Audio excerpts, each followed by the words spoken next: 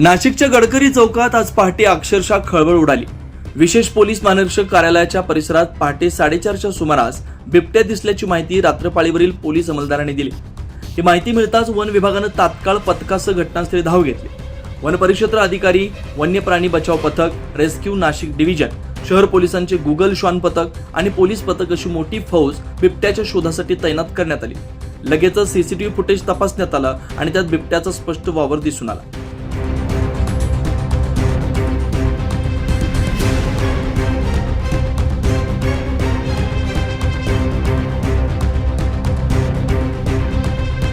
त्यानंतर thermal drone, श्वान पथक आणि संपूर्ण अधिकाऱ्यांच्या टीमनं आयजीपी ऑफिस, शासकीय निवासस्थान परिसर, डीसीपी ऑफिस पासून मुख्य वनसंरक्षक कार्यालयापर्यंत सर्व भाग पिंजून काढला।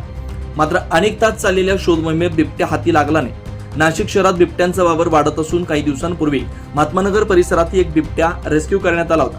त्यामुळे शहरात पुन्हा एकदा चिंतेचं वातावरण निर्माण झालंय। 9 न्यूज महाराष्ट्रासाठी प्रतिनिधी ज्ञानेश्वर आंधळे, नाशिक।